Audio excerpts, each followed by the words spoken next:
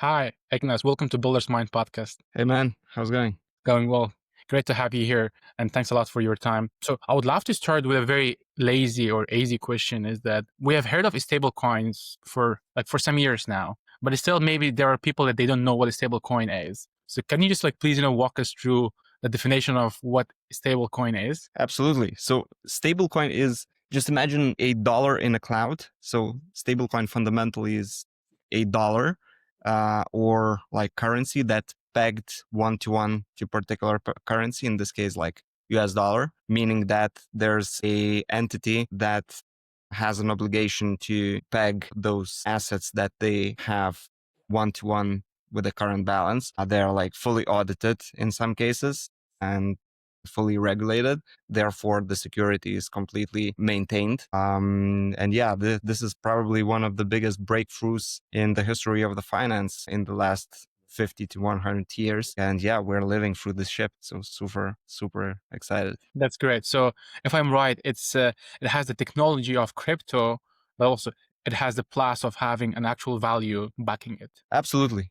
Probably it's one of the first use cases in crypto, if you could say, that truly solves the exact problem. So one of the problems and one of the use cases are access to stable currency for the global South population. Historically, we've seen demand for US dollar, let's say in places like LATAM, some African countries, Southeast Asia, and etc. Basically, the whole global South part, and the access to stable currencies like US dollar wasn't really convenient to access, or because of the capital controls and other limitations, people couldn't actually have an access to those stable currencies. And stable coins basically are shifting the game by giving an access to stable assets basically through the smartphone. So first time in history with a smartphone and Wi-Fi and internet access, you can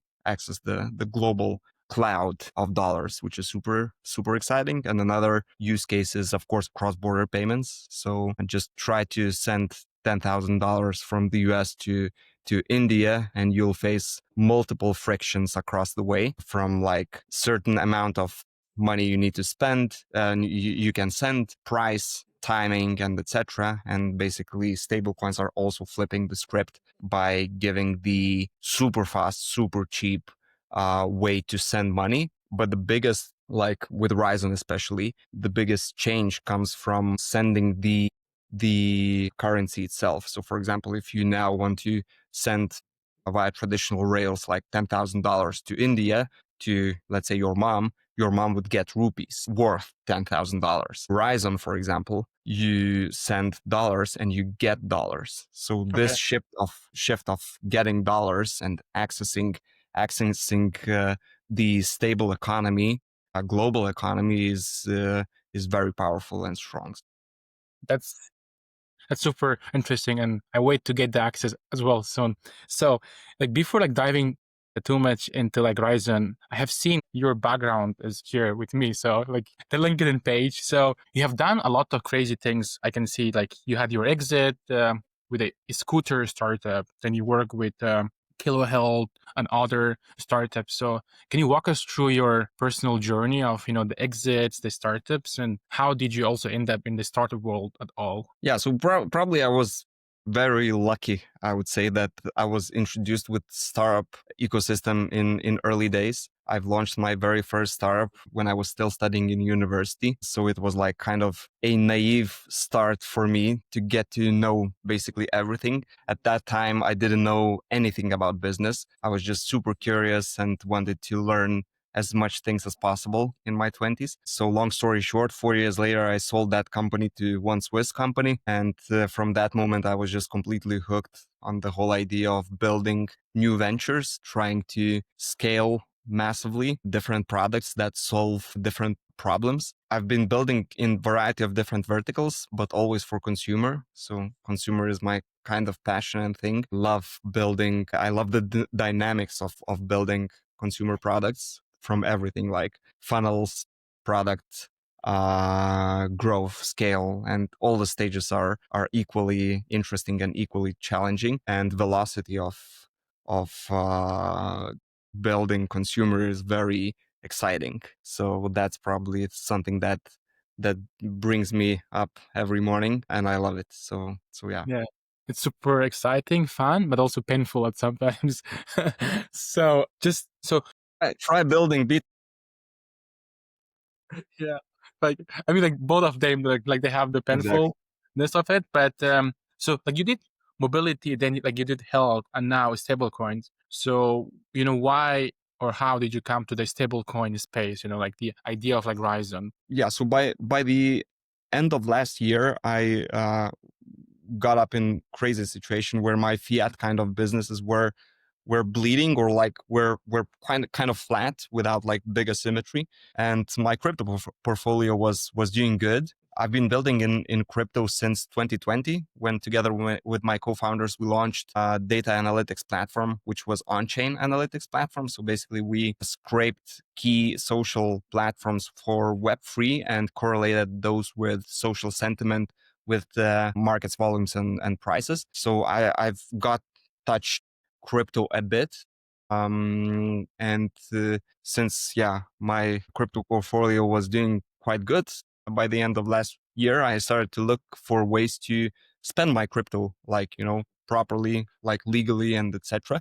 And good friend of mine just showed me crypto.com as a platform to like have your stable coins, get a card, and basically spend them. I logged into and I signed up for crypto.com, and the whole experience was super painful. And I realized that, okay, it's like, that's not correct. That's not right. Lots of tickers, lots of trading buzzwords, lots of like degen thinking, and no like clean, minimalistic approach, like traditional kind of neobank, Revolut kind of experience. And I just called my friend who's basically in crypto for 24/7. He knows basically everything, probably one of the most in-depth person here in this particular region who knows the technology ins and outs. And I just asked, like, is there any like stablecoin specific products that have that feeling that I want? And he was like, no, but I actually have the very same problem and I really want the very same product. So maybe we can start something. And from the beginning of this year, we started getting obsessed about the topic. And our learning curve since like those 10 months was super steep. And that's how basically Rizon has born. We are today uh, 10 weeks as we're live. We have more than 30,000 users with a growth of 140% week over week. Our transaction volume is getting higher and higher. And we are in a very nice position where we start to see the good signal. So since the cohort is not very big yet, we need to work on that. But the clear signal is that the problem is here, and the Rizon can be a perfect solution. We start to see the first product market fit signs across the key areas and key locales that we're focusing. So for example, our like distribution of ICPs are located like in Pakistan, in Nigeria, in Algeria, in Bangladesh, and places like that. LATAM countries as well. So the signal is pretty clear. And now we're just like optimizing and introducing more and more features to become the financial kind of bundle for the global South population. Wow, that's super nice growth, and that's already kind of a big validation. I think that you guys dived in a big ocean of opportunity because people want to cash out, now, especially now things are good in crypto and everything else. So like people want to just like kind of do this like transactional but stuff. So if you could just like shortly pitch the Horizon, what it does exactly, and who are the main users of this. Yeah. Yeah, absolutely. So Rizon is a global neobank built on stablecoin rails. So imagine that for the first time in history, we have an opportunity to build a truly global neobank from scratch. Mhm. Meaning that, for example, traditional neobanks like Revolut, Nubank, or whatever, they're kind of built on siloed infrastructure. So, for example, today Revolut is active in 45 countries plus. 27 of those are European Union countries, while we are active in 178 countries, and we're like 10 weeks live. The change comes from the structural architectural side, that suddenly anyone with their smartphone and internet connection can have an access to that financial cloud. And we believe that stable coins and DeFi is kind of a cloud that can bring all of those people together through one unified system. So what does it mean in a real world? You don't need to have multiple middlemen and intermediaries in each place or location you want to open your branch, like hire general managers and etc. Suddenly you remove all those frictions and you just give a direct access to your digital dollar or digital euro account, which is like super powerful fundamental shift if you look at this. Our belief is like yeah, it's probably one of the first times in the last 50 years where you can actually truly build 10 times Revolut.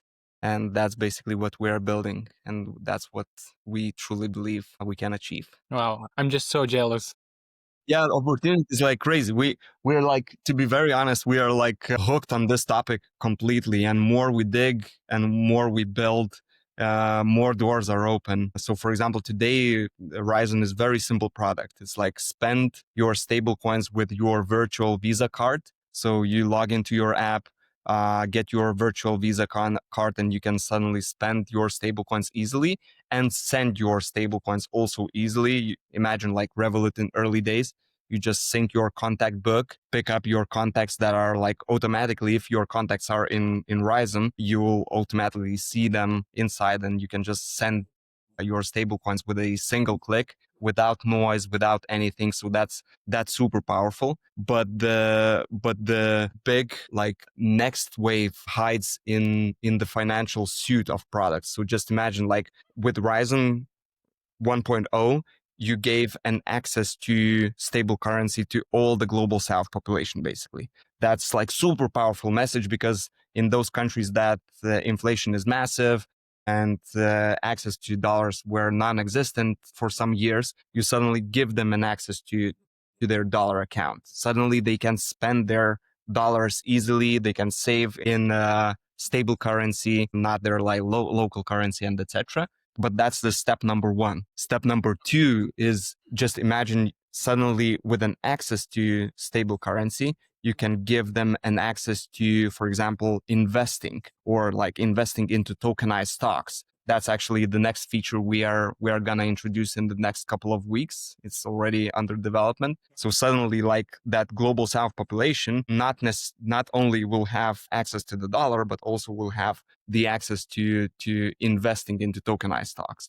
Then, for example, saving or crediting is also something that completely changes the way the global south population used financial infra for a long time. So this is like super, super exciting and super interesting. Wow, man, you just took me back home. I'm from Afghanistan originally, and the region and this country is actually, so like the banking is not very developed there, but also having access to the banks. For example, if you're from Afghanistan or Pakistan, you cannot open, a bank in other countries because of your origin country, and it's like blacklisted type of thing. And like, to be honest, yeah, like it's a huge opportunity.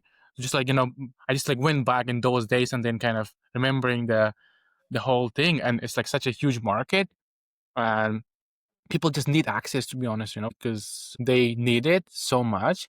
But also it opens them to have, subscription for other things, because like, to be honest, that world is so blocked from, like payment through Stripe to other things, like for our startups, people from that region cannot, pay subscription because Exactly. like the payment doesn't support. And it's such a, so many other stupid stuff. It's just because of, like where you are and like where you're based. And I think, yeah, they're like, I just see huge potential. Okay, let's move on a demo, because I would love to see the product. Absolutely. Shall I share my screen? Yes, please. You just Nice. got me super pumped on this. Okay, so can you see my screen? Yes, we can see it. Yeah, so basically that's how your Rizon homepage look like. So basically you see your balance, how much stable coins basically you have. As you see, we abstract everything to US dollar. So our main idea was to remove stablecoins and make them as invisible as possible. We don't want to be like degen kind of crypto native bank. It's not about that. It's more about making it invisible, seamless, and super smooth and user friendly. So my mom could use it at the end of the day without any friction. That's the core and essence of the product that we are building. So basically, yeah, here you have like some offers and news section. We just introduced the cashback, so for you get up to 5% of cashback every time you spend with your card. Then you have like different kinds of transactions. Then if you go to cards, you have your cards. You can add it to your Apple Wallet.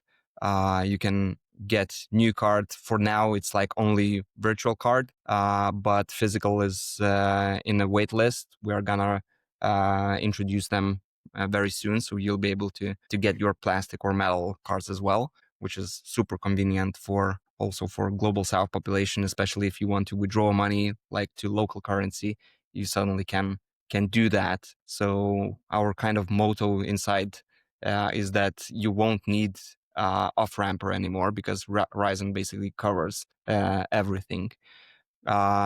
We just introduced risk points, which is kind of level system that you get for interacting with the app.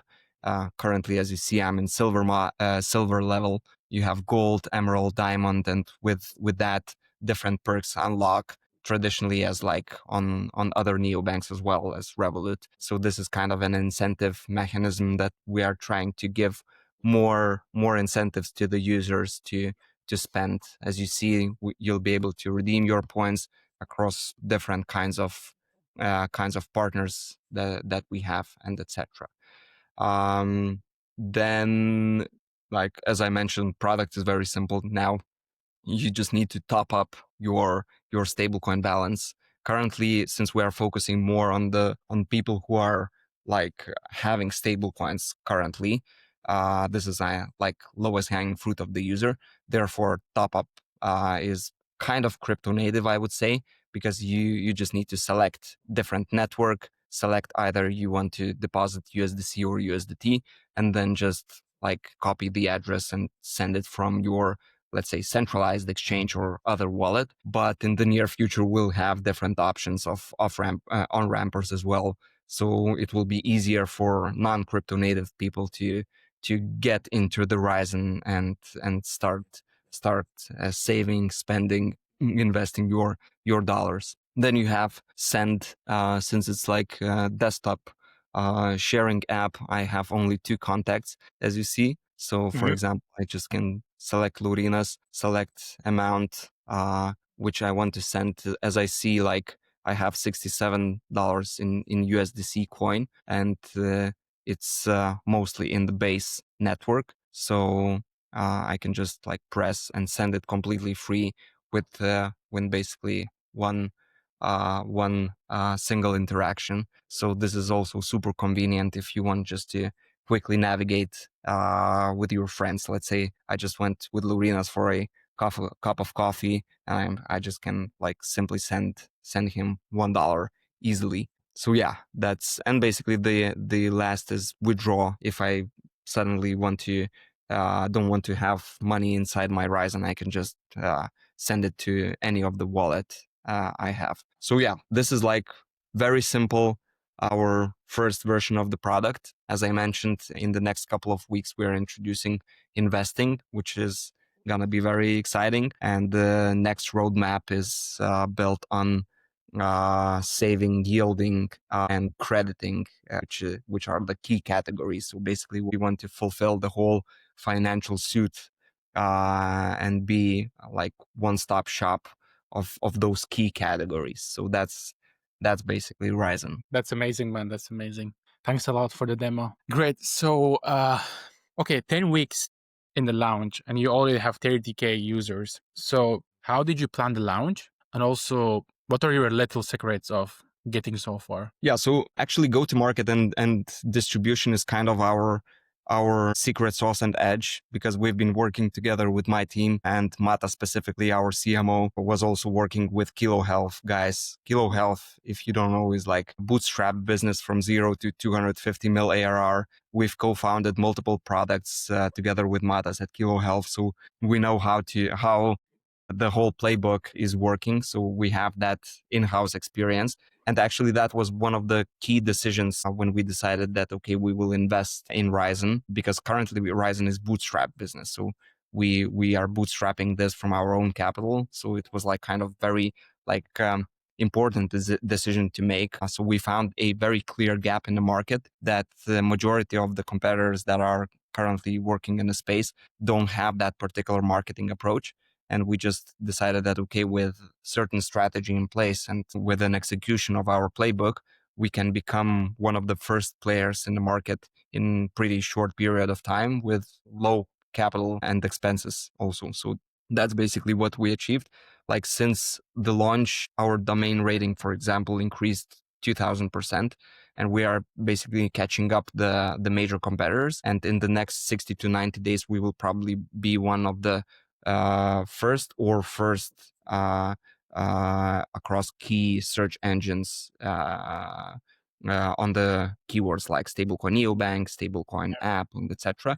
So we are putting lots of efforts on organic side as well as SEO and LLMs and etc. So this is like one certain area of where we are like focusing. Another area is of course paid marketing. So we're using lots of different techniques, lots of different funnels across different channels, trying to find the range of CPA that works. So for example, our CPA, and by CPA, we're optimizing not only on the registered user, but on the user who actually registered, passed QAC, deposited money, purchased car, because our cards are currently they cost like symbolic $1, and then they made at least one transaction. So this is like the user we are optimizing on. So our CPA first week was something around like $104, and last week it was like 450, something like this.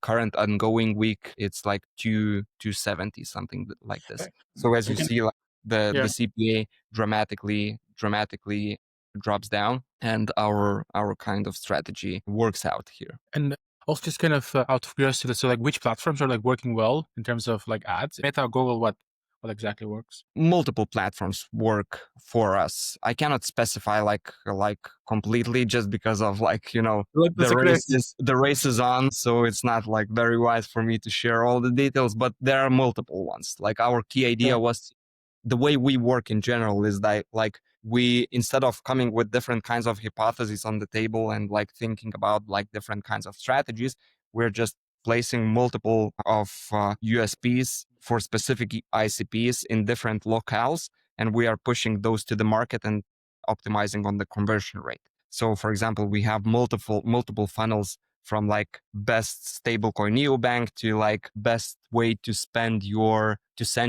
dollars from the US to Mexico 6 times cheaper than Wise. And we built like very different funnels for very different ICPs, and then we just show it through different channels like Meta, Reddit, Snapchat, Google, YouTube, through affiliates, through influencers, and then we are just like trying to catch which area works best in our case. So we have multiple channels that are currently showing pretty good signal, let's say like this.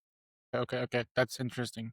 Okay, but also when you start with the launch, for a consumer app, do you try to focus, in every so like you try to test all the platforms, and then see what works, and then kind of double down, or like do you, like need to do some homework to find the platforms that are suiting you a bit earlier, like a bit earlier? So how do you do this, like choosing the Yeah, platform? that's a very good question. Like, of course, like before doing anything, you kind of make your research. You understand what's the competitive landscape. We checked majority of the competitors. We basically have all the numbers of different competitors. We understand very clearly from which channels they bringing the traffic and what's their influence in the particular category and channel. So this is like kind of the homework you need to do in order to make the first decision. But at the end of the day, our kind of approach, especially from the zero to the first initial like signal and product market fit is that we're just throwing the pie to the wall and checking what sticks and then optimizing on those pieces that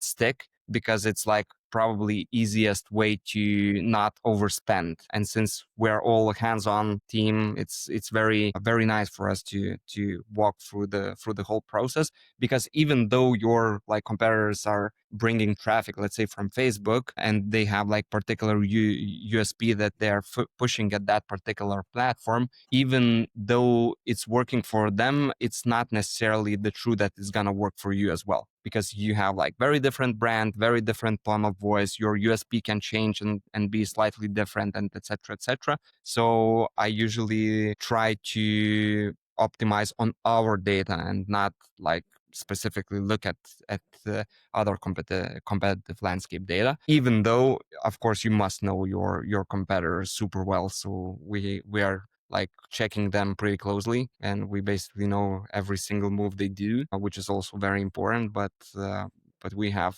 a bit different playbook. And at the same time, we have, since we are speaking with investors recently, probably one of the question that is repeatable is that why aren't you focusing on the particular geographical area? Why are you focusing on global population? Is it like really good strategy? Why not? Other competitors of ours, for example, they are taking some like Argentina as a main region, and they are trying to squeeze everything out of Argentina, make the brand presence over there, and etc. etc. And that's one approach which can be possible. We're taking a completely different approach. We're global from day zero, and we're trying to spread as much as possible, which in a long run probably will pay off. And we believe and have a clear strategy on execution, how to actually build that and achieve that. And the reason is that for the first time in history, you actually can do that. Because 5 years ago, if I would come with the same idea to you, you would probably say that I'm like a bit ridiculous, or I ate something wrong, you know. But now it's different. Now you can become global from day zero, and we want to optimize on this momentum. Yeah, like I think I'm all in for like go global in day zero because there's a huge market, and I think that sometimes like you build a like your own bubble, and it's super hard to get out of that bubble, you know. So Exactly. if you do it like from day zero, you know the customers well, but also like the go to market, because mastering the go to market takes years. So like and if you start new markets in some years later, then it means like you started learning from day zero there, because each market has Exactly. their own specific things. Okay, that's super interesting. Just kind of like out of curiosity, but do you also do some kind of marketing with just making noise, but really not, thinking about converting them? Because I see like some, like some startups or some like consumer apps are doing, like random ads, like somewhere which doesn't make sense. But do you feel that doing those things help or not? Not really. We don't do it very, since it's financial product, it Yeah. has some rules. Moreover, as you know, probably stable coins are still kind of glued and sometimes even mixed with crypto narrative. And it makes people bias about the whole vertical. You know, when you hear like coin in a name, that brings kind of different connotations to the users, and especially for the mainstream population that doesn't really know the technology, they doesn't really care about the technology, they just need like some solution for their problems. So we're trying to be very careful about this particular side, because we are trying to bring the flag that stablecoins are not crypto. Yeah. We believe that stablecoins is very different kind of technology that allows users to, first of all, access global financial infrastructure. And the whole script is very different than cryptos. It hasn't got like those volatility, speculation in place, and etc. It's not about that. It's more about the freedom and access. And we want to be the ones who are at forefront of explaining what stablecoin actually is. And by doing like those strategies that you mentioned, can bring more negative feedback and put ourselves in a position that we don't want to be placed. But what we are doing, which was very counterintuitive at first, is organic kind of influence. From day zero, we decided that, okay, we want to be vocal about it. We don't want to build in stealth. We want to tell our story, tell what Rizon actually is, try to explain to people what's stablecoin and etc. Therefore, we are like pushing pretty strongly across different kinds of social media platforms. And I'm also writing myself at least once a month some kind of piece where I feel that, or learnings that I learned across the process, because it's a new technology, and it's kind of clumsy. It has like lots of different pieces there and there, and having it like explained in very simple, plain language that everybody understands puts ourselves in a position of credible voice. And we want to become that credible voice in this space, because everybody else are just like using like different slangs and crypto native language and etc., which we believe it's stopping the growth, if Yeah. you would say. Of course, like for the lowest hanging fruit user that is basically degen or crypto native, it maybe actually makes sense in the short term. But if you are looking broader, I think that brand presence in every single detail that matters in your product, in your marketing, in your tone of voice, in your growth, in your channels, in your funnels, that actually at the end of the day, when it compounds together in time, that's probably going to be your biggest moat Yeah. that you can have. So yeah. Yeah, kind of. I really see like what you mean by kind of like the language part, because yeah, you should really kind of speak the language of the people that they can understand. Because with stable coins, and like coins, people are a bit more like, okay, this sounds, it's like not like, I mean, it sounds more like gambling or some other things, or kind of like crypto, especially in these regions that like people are not having access to the bank, so they're way more like kind of skeptical Exactly. about all these things. They have to have the trust that, okay, this actually like legit, because they are missing, like they're afraid of losing the money, because for them like 10 like dollars or like euros is a lot of money. For us, Exactly. euros, but it's like huge money there. Great. So let's move on to our last part, that I will ask you some random questions and then you kind of answer shortly. Let's go. So like man, like you have been building for years, or like 12 years. So like hard to calculate now.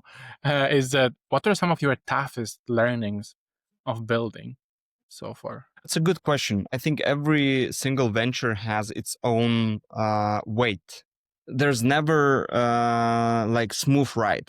There's always like challenge and roller coaster, and within those years, you just like navigate through them one way or another. So probably the biggest learning is just to keep the focus on the clear goal that you want to achieve, and try to not focus on the noise, because in the very early days it's very easy to get stuck across the noise and the different problems that you face. And I think that prioritization of the clear objective, that where are you going and what are you actually want to achieve, is probably something that you need to learn within time. So that's probably the biggest learning I've got, if not going into very specific like situations, because every venture has its own like relationship with your co-founders. Another is like relationship with your alliances, or let's like product market fit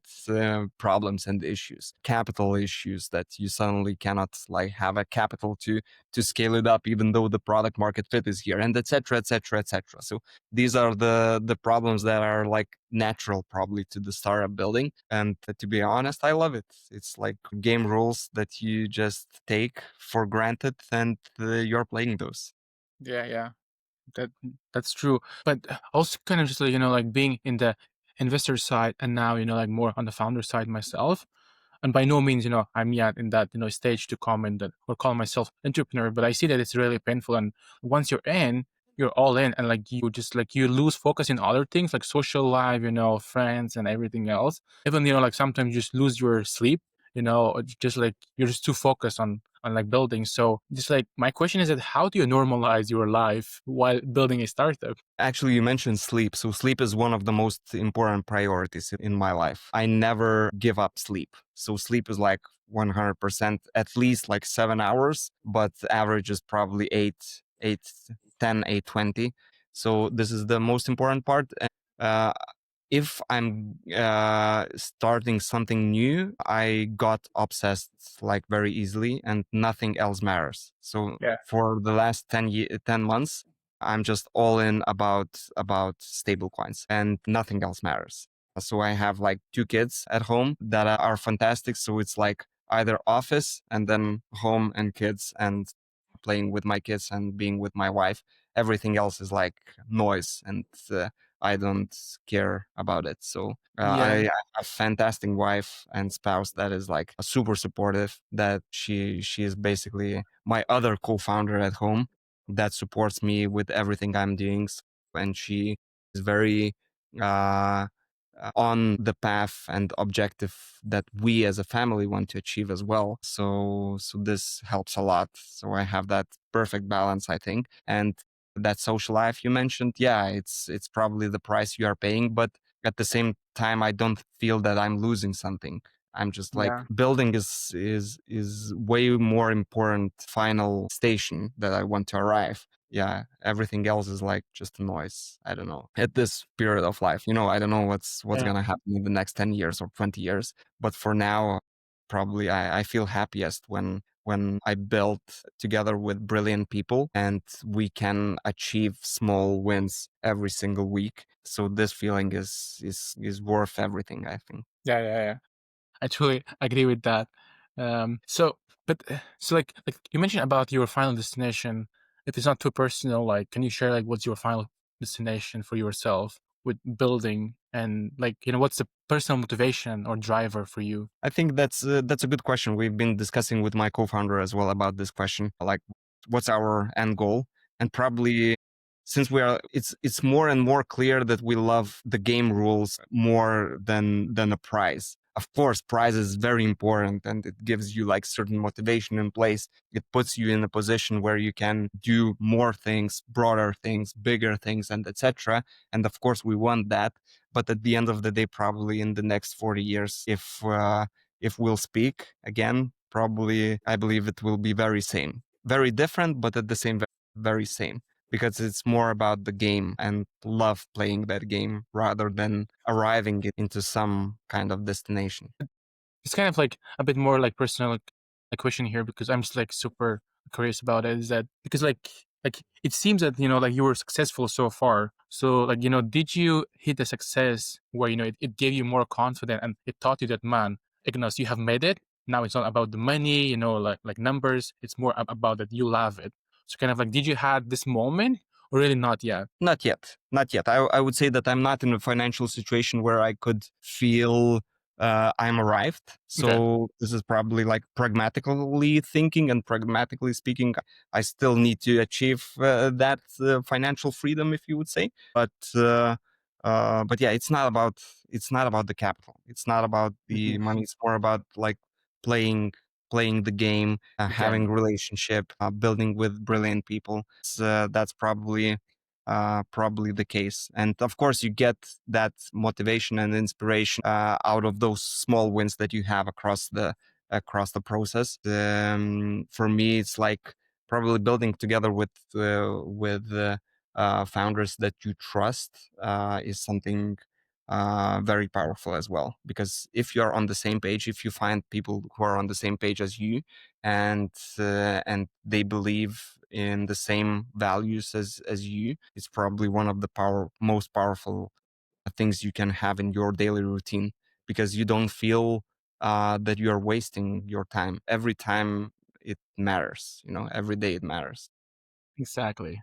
That's kind of like my thinking, that every hour counts, and if I sleep more, then like less hours for that. So it's a bit of kind of, I think it's more that like you have to go through the path for some time to learn that you can actually live properly, sleep, take care of yourself, but also keep building, because it's not it's not gonna be like sustainable for the long run. So you have to kind of take care of it, but like everyone should go through this moment that, yeah, like it's like crazy obsession about building and spending hours without non-stop, but then you also learn that how to actually take a pause. Exactly. It's like I think I really believe in compound interest. So if you have those like massive volatilities in place, if you are not optimizing on your health, it's really short-term thinking, probably. Yeah. Because, for example, yeah, as I mentioned in the very beginning, sleep, sport, time with my family are the crucial pieces that I don't imagine my days without. But at the same time, I'm very into like my work and my professional kind of obsession at this particular moment. And Yeah. it doesn't matter which day it is. Is it like Monday or Sunday or Saturday? We can meet in the office together with my co-founders and think about or build something if it's needed. So it's Yeah. more about like, compounding day by day your inputs in place, but not for the price of your health. Because at the end of the day, if you are not healthy and you are not like you don't have like that necessary sleep every single day, in some years it would compound into negative effects, and you don't Yeah. want that because it would ruin all of your processes like this. So, yeah, health is something that not to optimize on. Yeah, that's true. My last question, man. You have been founder for like again for years. So my question is that what is the one stupid mistake you want founders, maybe first time founders, to not do that? I would say overthinking without doing an action and building problems in the process where when they are not really existent. Mhm. So especially in the very beginning when you don't know exact rules of the game, you spend a lot of time on things that are not important and not focusing on the things that are important, and having that binding effect, especially with first babies. It's very very sad to, and you have like very big binding towards those like babies where you don't want to leave them, and you are like you clearly know inside your head that it's not working well, but you are convincing yourself that it is. And that's probably learning the to say no fast is very big skill and important skill to have. And also like laser focusing on what's important, what actually brings that asymmetrical value to you, to your company, to your sales, to your product. That's probably the key part. Yeah, yeah, that's so true. I enjoyed it a lot, man. So thanks a lot for joining me. And yeah, I hope to see you in person, but also like I'm hoping to get the access. So hope for the Europe launch and then use it. But also, yeah, like rooting for your success. So thanks a lot for the chat. Amazing. Thanks, Man, it was cheers. great.